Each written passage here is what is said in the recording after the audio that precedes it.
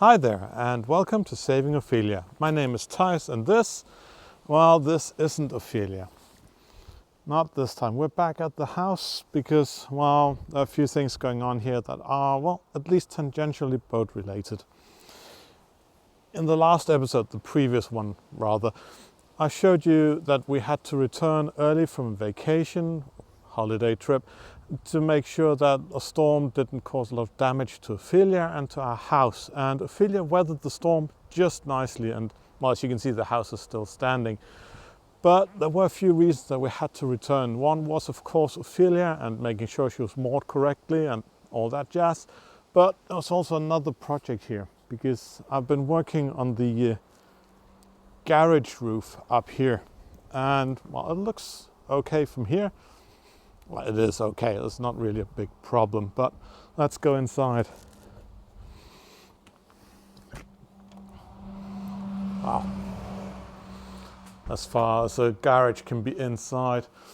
The reason I had to return was up here because the roof was fastened here and then again back here, but I hadn't fastened it further in this direction here, and that really needed to happen because this wall back here is facing east, and with an easterly wind, that roof could be ripped clean off. So I had to get back here, and one of the first things I did was drill in about a gazillion screws along back here and into these, what do you call them? These long ones here at any rate. So everything was kept in place, and that worked out just nicely. This roof didn't have any kind of issues. The only thing was that we had a bit of noise coming from up here. Let's go outside again because you can see there isn't really much support up here, so this corner here could move a bit. That made a bit of noise. That was what I was really worried about, because having this ripped off would be a real bad day. But that didn't happen. Instead, nothing major happened. We had a small tree fall over back here. See, it's lying oddly here with the roots halfway up in the air. And that's of course sad, but not really a problem, because if it's not able to withstand the wind, then it has to go anyways. But there was another thing. That's here. This board here, which looks kind of innocuous as it lies here with nails poking out. Yeah, this board wasn't here before the storm started.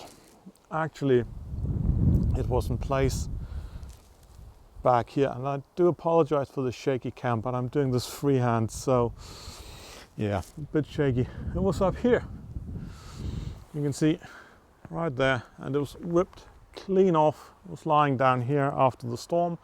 Fortunately, nothing more happened. While this isn't very pretty, it held up, and the roof tiles are held in place by metallic fasteners, so this shouldn't be a problem. But that wasn't good. As you can see, when I have a scaffold up, because I had planned to replace all of the these boards here with something else, and those along the roof line as well.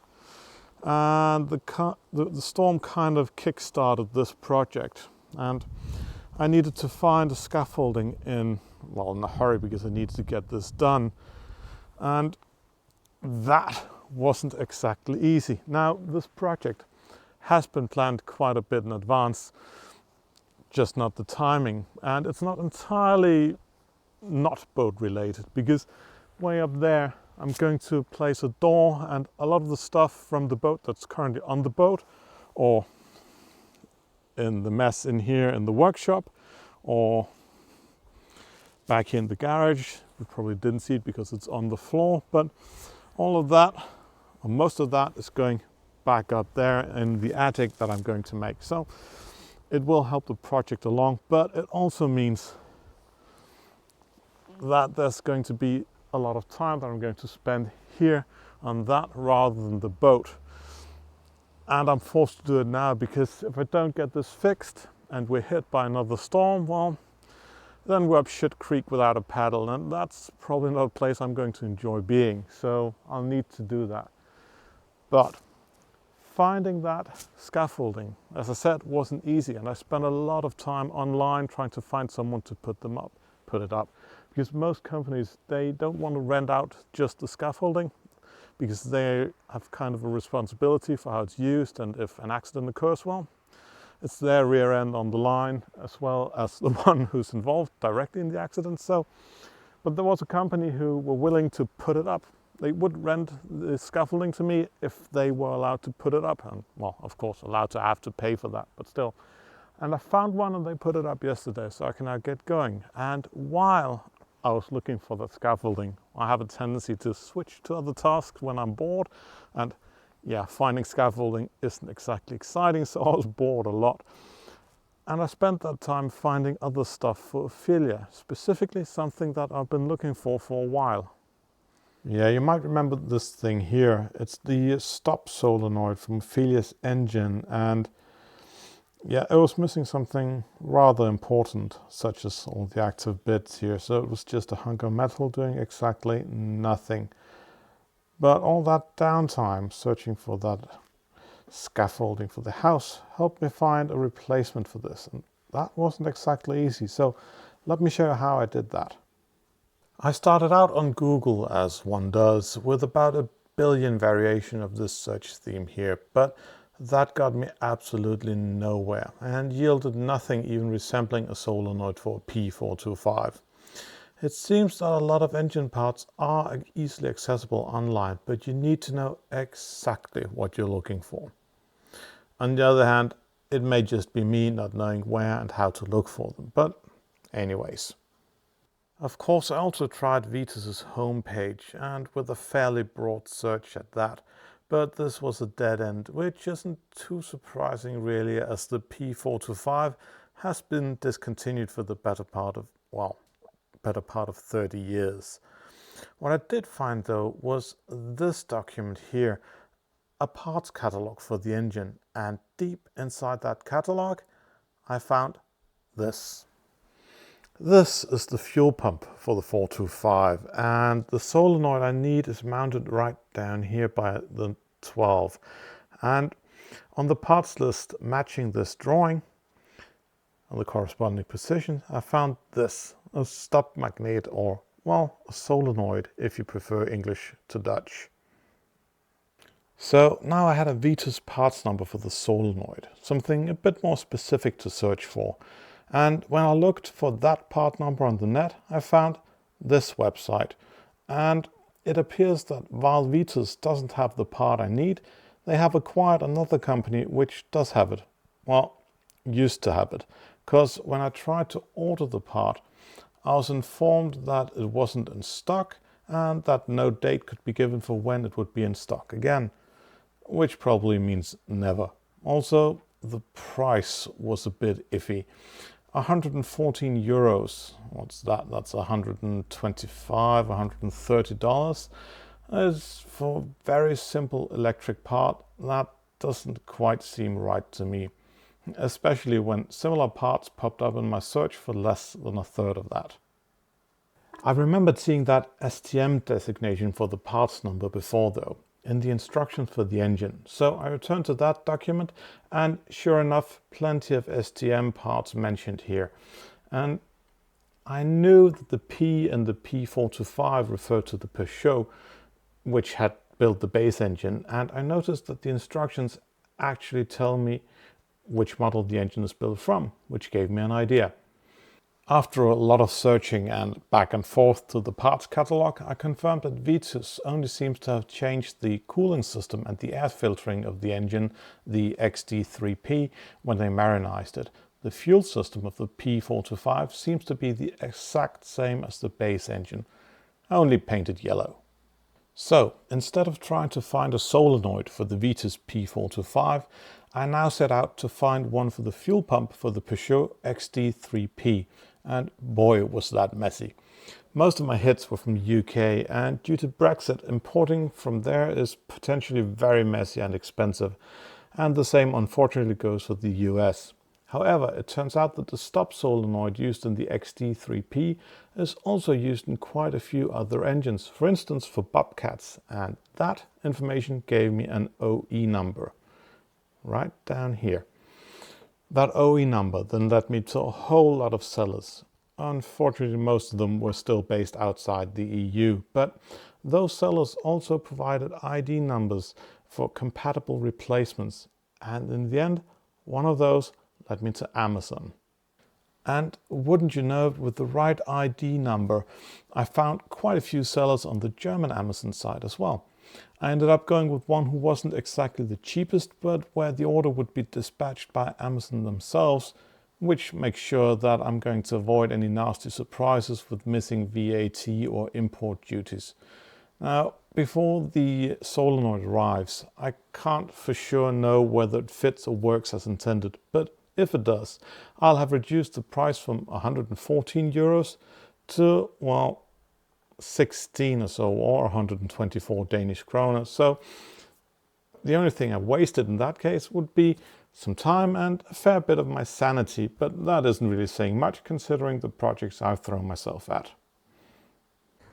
After the storm, I checked Ophelias mainly on the outside, and just now having a look at her on the inside, and she looks, well, pretty much like she's done all the time. There's one exception though, something I didn't think about checking earlier. And if you look here under the engine, that swamp down here was almost completely dry, and well, that must be rainwater and probably a bit of waves that kicked into the cockpit, because I think all that water does come from back here. The drains from the cockpit, the footwell, well, I can't see it, but back here, I think they're leaking quite a lot, and then it runs that way and into the swamp under the engine. That's like 50, 70 liters or something like that. That's quite a lot for a leak. I better get that drained out. There we go, the pump is now at work, pushing the water that way and out. Well, so I assume. Let's go outside and check. Better to check than to assume, I guess. Oh yeah.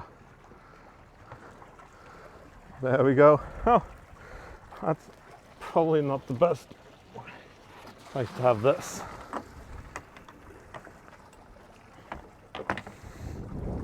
There we go.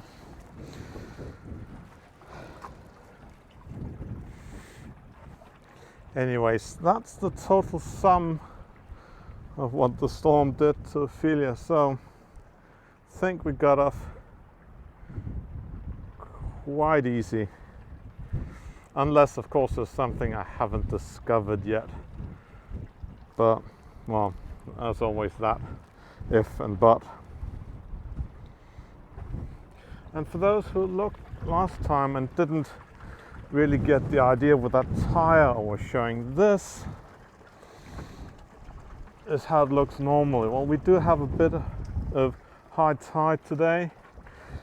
Ophelia is floating, well, not excessively high, but a bit up there. And that tire down here, well, I think I'm going to insert a picture somewhere, frame in frame, well, up here I think, about how that tire looked last time. Well, what it looks like now. It's quite a difference, really. Oh, all that seaweed back there. Well, not a problem for us. We're floating. Before we move on, I have a favor to ask you. Could you please give this video a like and leave a comment below, and maybe subscribe to the channel if you haven't already done so. I would like the channel to grow, and well, likes, comments and subscriptions kind of make that happen. Anyways, while we were preparing around here for this mess with the storm and the surge, I spoke to the owner of the shipyard. That would be the yellow building up back here and the blue one here, and well, also the red one back there. And with the 20 centimeters or so I removed from Ophelia's draft by removing stuff from her already, she thought that it might be worthwhile trying to lift Ophelia up at the crane way back there once again, because with those 20 centimeters shaved off, we're within the range of an ordinary tide. So if we time it right, it should be possible to get Ophelia under the crane and lift it out of the water. Again, her weight isn't a problem. We can easily lift that, but the draft is a bit of an issue. And that should be an issue that we have mostly solved. But before we do that, I would like to shave off some more weight. Ophelia still has her main tank, well, 60% full. That's a couple of 100 kilos I can remove there. I would like to clear out the front end, the cabin in the front. Well, below that hatch. And then we have the mast, the rigging. And I'd like to have that removed as well. And for that, I'm going to need a crane because those are very, very heavy. And getting a crane at the moment might be a bit of an issue. It doesn't seem too bad around here. Well, sorry if this is too fast. There isn't a lot of damage here, but if you go beyond those boats, then there was a lot of damage, stuff that needs removing, and basically a lot of the island has been hit fairly hard and the crane people are hard at work, but it should still be possible. And I also need a place to put the mast. They aren't exactly in a very good shape, but I'd still like to keep the option of restoring them open, so I need somewhere to put them. But I guess that should be possible as well. And I hope I'll do that next episode. And to make that a bit easier, I also want to remove that stainless arch back here. And well, I actually wanted to do that this episode. It turns out though that stainless is kind of something you need to be a bit careful around. I knew that, but I didn't think about it. But I guess that's for the next episode. So hopefully we'll get around to that next week, because removing that arch would make removing the masts quite a bit easier. It was really a hassle to get them in place the first time around, and yeah, I just wanted it over and done with pretty quickly. Anyways, thank you for tagging along this far, and I hope you'll tag along again next time, and do have a good time until then.